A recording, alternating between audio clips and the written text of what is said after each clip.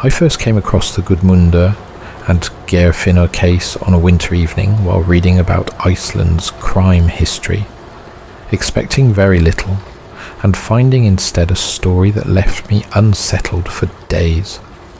Iceland, after all, is not a place most people associate with brutality or disappearance.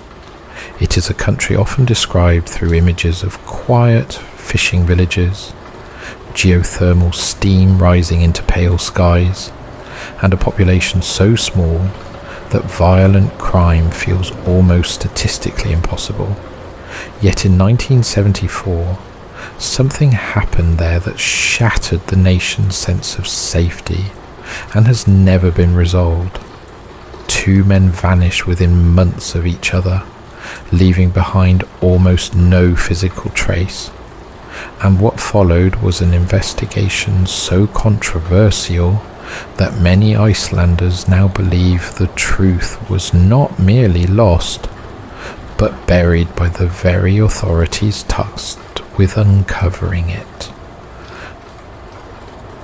To understand why these disappearances still haunt Iceland, it helps to picture the country as it was in the 1970s. Reykjavik was small, almost provincial by European standards, with a population that felt more like a large town than a capital city. People knew each other, or at least knew of each other, and serious crime was so rare that a murder could remain the dominant topic of conversation for years. The police force was modest and largely unaccustomed to complex investigations. When something truly sinister occurred, it was not just a criminal matter, but a national trauma.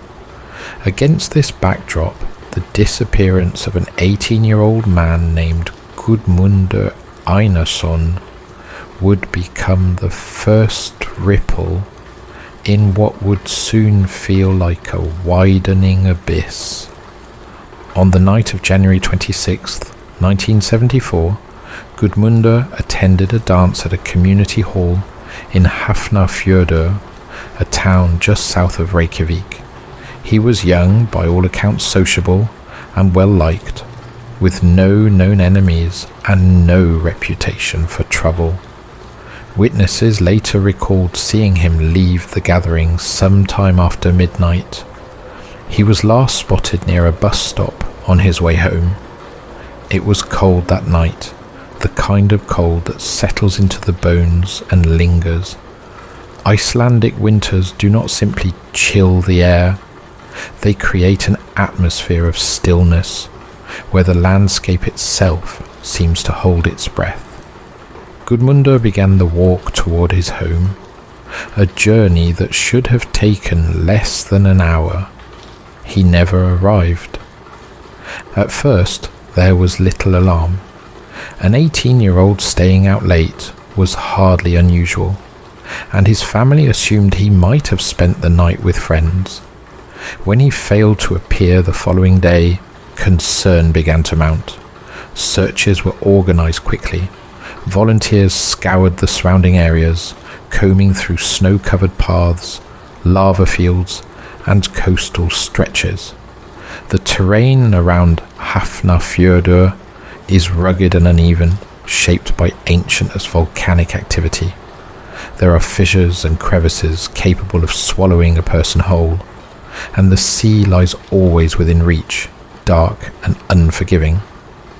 Yet despite extensive searching, no trace of Guðmundur was found, no clothing, no footprints preserved in ice, no sign of a struggle. It was as though he had stepped off the face of the earth. Weeks passed and then months. The case remained open but inactive, lacking any evidence to pursue. In a larger country, the disappearance might have faded into obscurity, one missing person among many. In Iceland, it lingered. People spoke of it in cafes and homes, in quiet tones that carried both curiosity and unease. The idea that someone could simply vanish without explanation was deeply unsettling.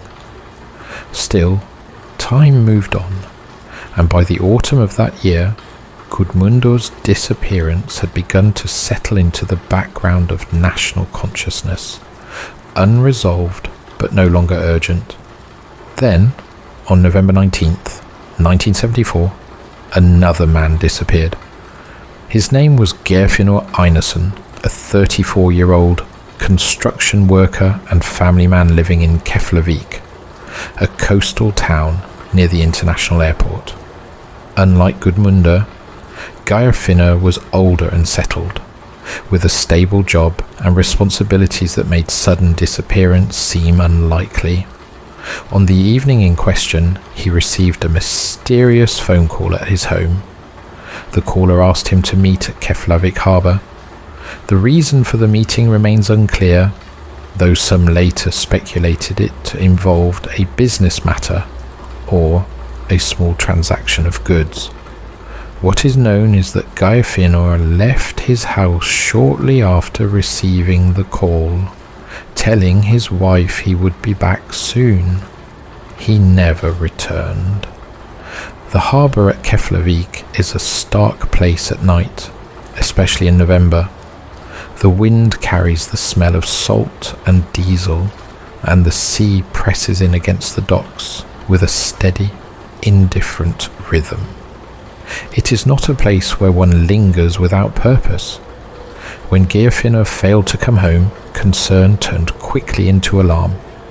His car was later found parked near the harbour, keys missing, no sign of a struggle. Searches were launched almost immediately.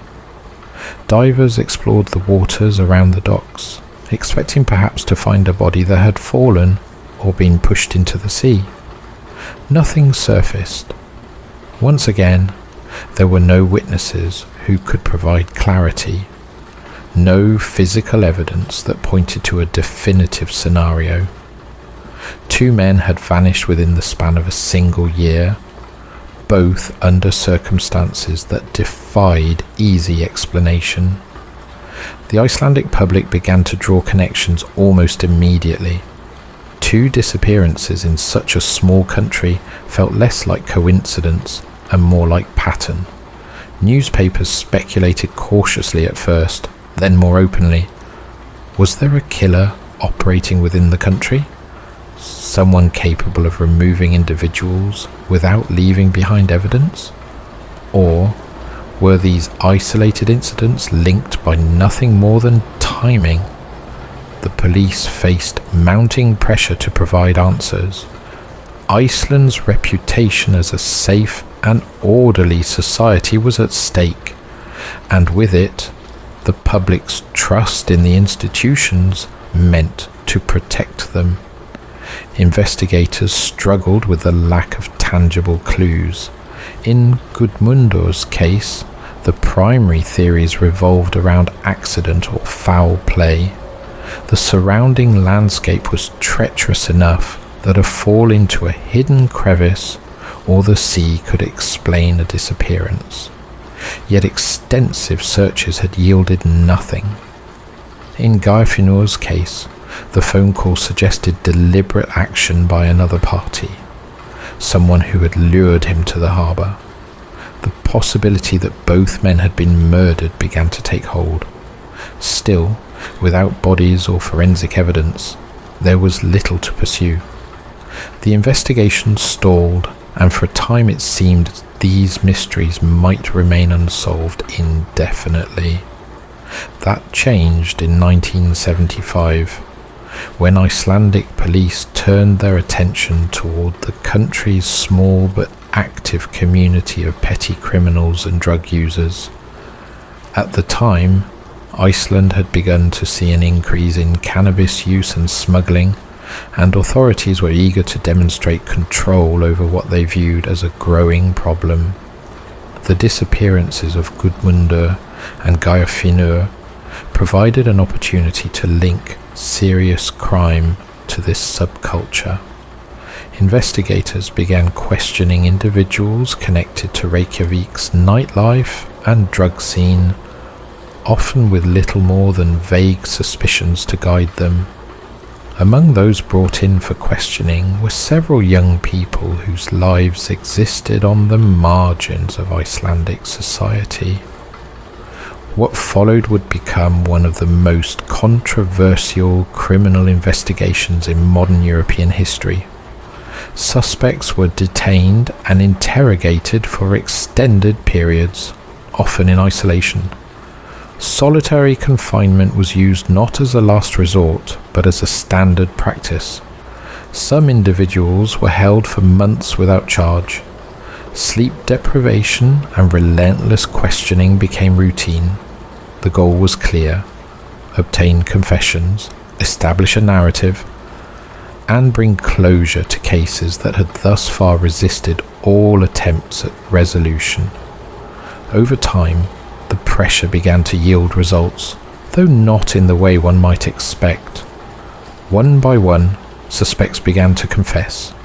They described scenarios in which Guðmundur had been assaulted after a night out, his body disposed of in a remote location.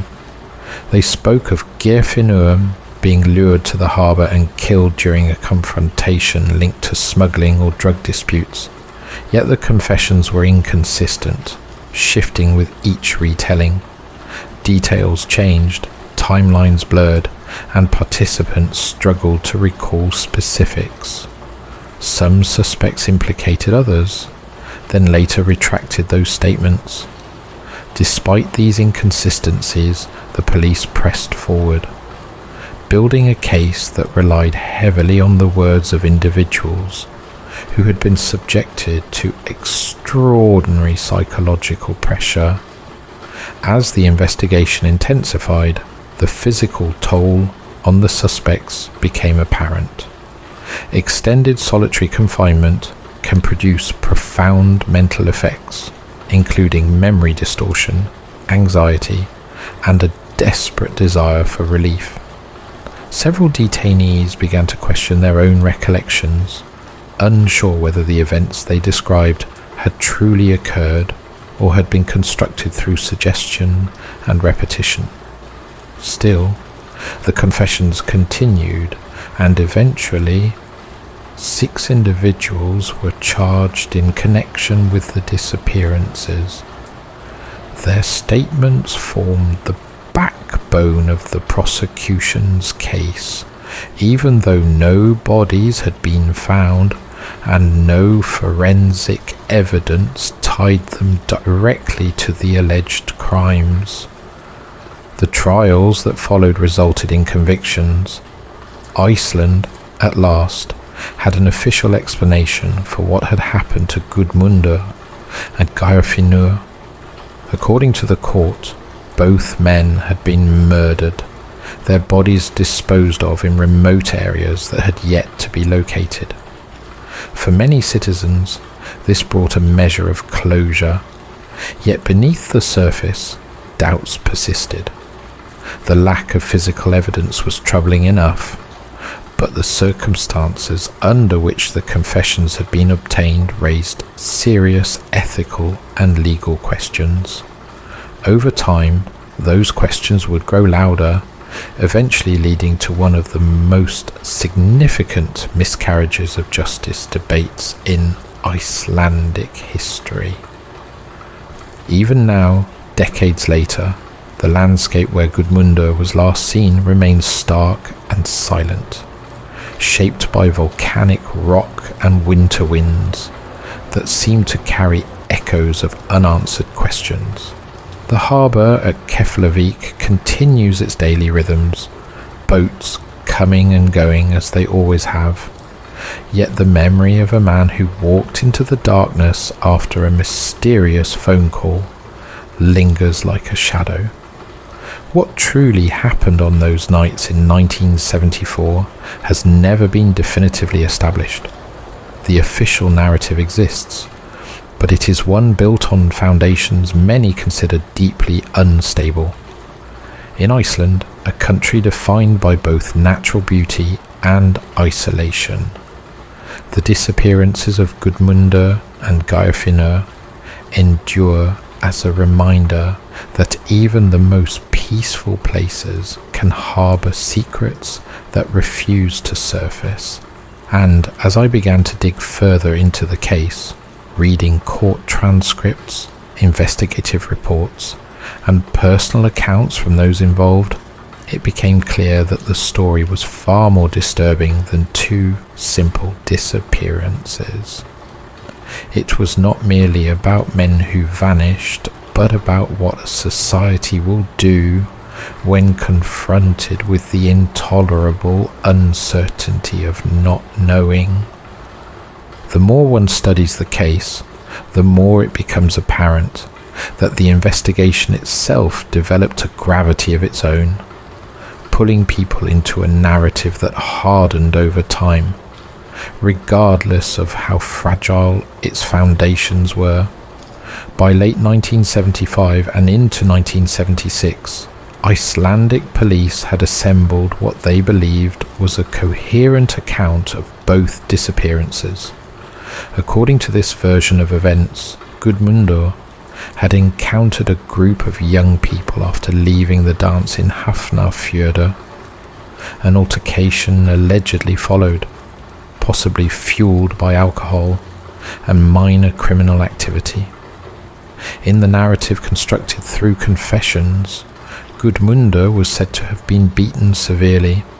Some accounts described kicks to the head and torso after he fell, the kind of prolonged assault capable of rupturing internal organs and causing catastrophic brain injury. One suspect later described blood soaking into snow and gravel as Guðmundur lay motionless. His body, they claimed, was then transported to a remote area and concealed in terrain shaped by lava flows and fissures where it would never be found. The descriptions were graphic and unsettling, detailing blows, panic, and the desperate improvisation of young people suddenly confronted with a dying or dead man. Yet even within these confessions, the details refused to settle into a stable form. Locations shifted, participants changed. In some versions, Guðmundur died instantly from blunt force trauma to the skull. In others, he lingered, semi-conscious, before succumbing to internal bleeding or exposure. Certain suspects placed themselves at the scene only to later insist they had imagined the entire sequence. Still, investigators pressed forward, treating the confessions as fragments of a truth that could be assembled through persistence. The absence of a body did not deter them. Iceland's landscape, with its vast lava fields and unpredictable geology, offered a convenient explanation.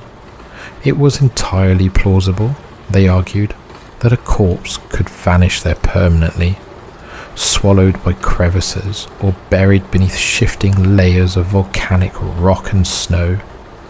Geirfinnur's alleged fate was described in similarly grim terms.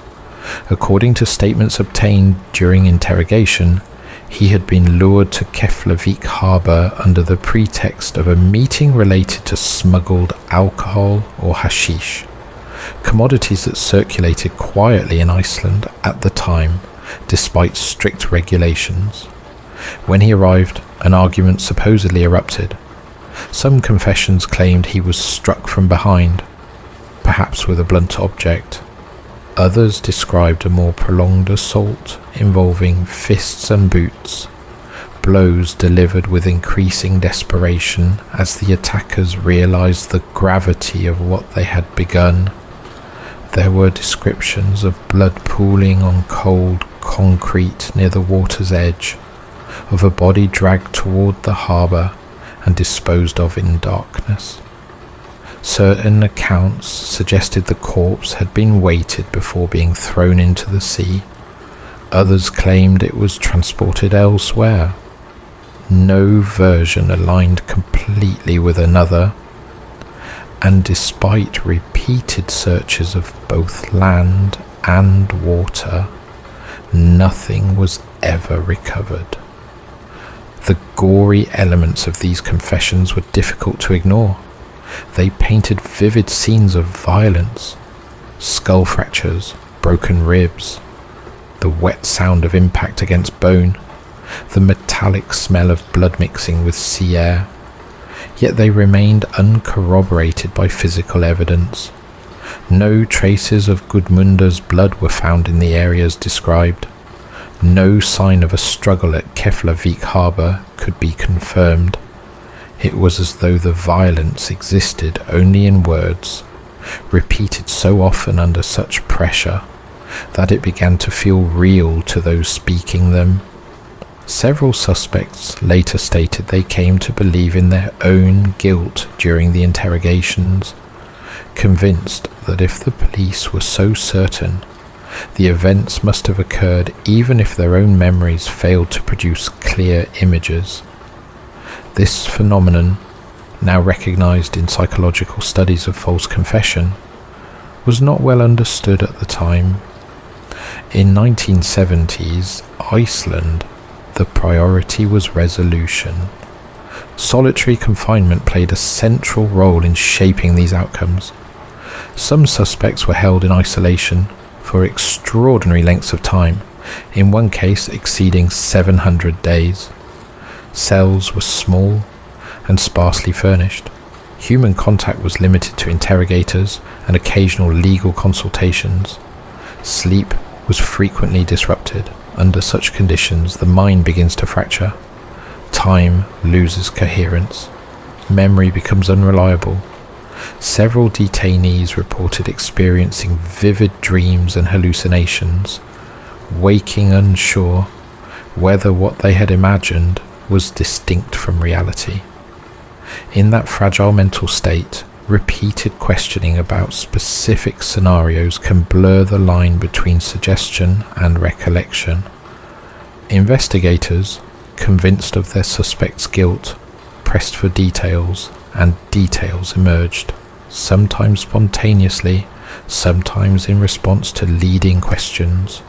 Over months and years, a narrative took shape, sustained not by physical proof, but by the psychological exhaustion of those involved. By the time the case reached court, the confessions had hardened into a framework that judges were prepared to accept. 6 individuals were convicted in connection with the disappearances. Officially, Iceland now had answers. Guðmundur and Geirfinnur had been murdered, their bodies hidden so effectively that they would likely never be recovered. For some, this provided closure. For others, it raised a new and more troubling question. What if the wrong people had been convicted? That question would linger for decades, growing louder as the years passed and the convicted individuals began to retract their confessions, insisting they had been coerced or had come to believe in events that never occurred. As the 20th century drew toward its end, journalists and legal scholars began to re-examine the case. They reviewed interrogation records, noting the extensive use of solitary confinement and the absence of corroborating evidence. They observed how suspects' statements often mirrored suggestions made by investigators, how timelines shifted to accommodate emerging theories. Public interest reignited. Documentaries and books explored the possibility that Iceland had experienced one of the most profound miscarriages of justice in modern European history. In 2018, after years of appeals and review, Iceland's Supreme Court overturned the convictions of most of those involved, acknowledging that the evidence against them had been deeply flawed. The case, once considered closed, returned to its original state. 2 missing men, no bodies, no confirmed perpetrators. What remains today is a void filled with speculation and unease. Some continue to believe the confessions, despite their inconsistencies, contain fragments of truth. Others are convinced that Guðmundur and Geirfinnur's fates lie elsewhere, perhaps in accidents never properly investigated or in encounters with individuals who were never questioned. Iceland's terrain itself contributes to the mystery.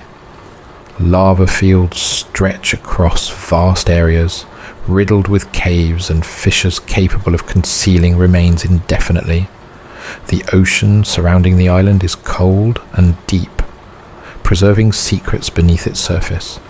It is entirely possible that physical evidence exists somewhere within these landscapes, waiting to be discovered by chance, decades or centuries from now.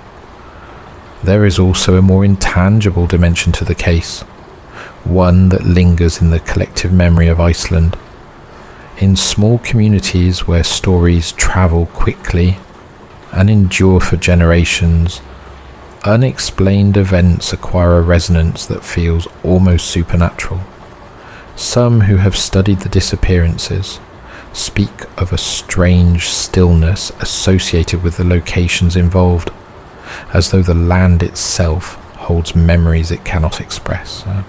This is not to suggest anything overtly paranormal occurred, only that the human mind, confronted with absence and uncertainty, often reaches for language that borders on the mystical. Two men walked into the Icelandic night and were never seen again. The official explanations have been dismantled, yet no definitive alternative has emerged. What remains is a silence that feels heavier than simple ignorance. Iceland's long winters contribute to this atmosphere. During the darkest months, daylight shrinks to a few pale hours, and night stretches across most of the day. In such conditions, the boundary between reality and imagination can feel thin. It is easy to see how stories of disappearance take on an almost otherworldly quality when set against landscapes of black volcanic rock and endless snow. The wind moving across lava fields produces low, resonant tones. The sea at night reflects no light. Standing in these places, one becomes acutely aware of how easily a person could vanish and how completely the environment might absorb the evidence. The case of Guðmundur and Geirfinnur exists within this context, grounded in hard facts, yet surrounded by an atmosphere that invites speculation beyond them. Even now, investigators occasionally revisit the files, though no significant new leads have emerged. Families of the missing men continue to live with uncertainty, a condition often described as more painful than confirmed loss. Without bodies, there can be no finality. Without clear evidence, there can be no definitive narrative. The disappearances remain suspended in time, unresolved and perhaps unresolvable. Iceland has changed dramatically since the 1970s, becoming more connected to the wider world, more accustomed to complex criminal investigations. Yet this case endures as a reminder of a moment when the country confronted something it could not fully comprehend. When I think about Guðmundur walking home through the cold after a night of music and conversation, I imagine the crunch of snow beneath his shoes and the quiet of streets emptied by winter. When I consider Geirfinnur stepping into his car after that mysterious phone call, I picture the harbour lights reflected on dark water and the sense of purpose that must have driven him into the night. Both scenes end abruptly, swallowed by absence. Whether their fates were determined by violence, accident, or something yet unimagined, the result is the same. Two lives interrupted, two stories without endings. There is a particular unease in mysteries that resist resolution for decades. They begin to feel less like isolated events and more like open spaces in the fabric of history, gaps through which imagination and fear can seep. In Iceland, where landscapes are shaped by forces older than human memory, such gaps carry a weight that borders on the mythic. Yet at the centre of this story are not legends, but real individuals whose disappearances altered the course of many lives. The facts remain stubbornly incomplete. The confessions that once seemed to provide answers have dissolved under scrutiny. The land and sea continue to hold whatever evidence might exist, indifferent to human need for closure. And so the case endures, suspended between documented reality and the unsettling possibility that its true narrative may never be known. Two men vanished in 1974, leaving behind only questions. Decades of investigation produced stories of brutal assaults and secret burials, yet none could be proven. The official explanations have been stripped away, revealing once more the original mystery. Somewhere in Iceland's stark and beautiful terrain lies the truth of what happened to Guðmundur Einarsson and Geirfinnur Einarsson. Until it is found, if it ever is, their disappearance will remain one of the most haunting unsolved chapters in modern European history. A reminder that even in places defined by light and openness, darkness can persist just beneath the surface.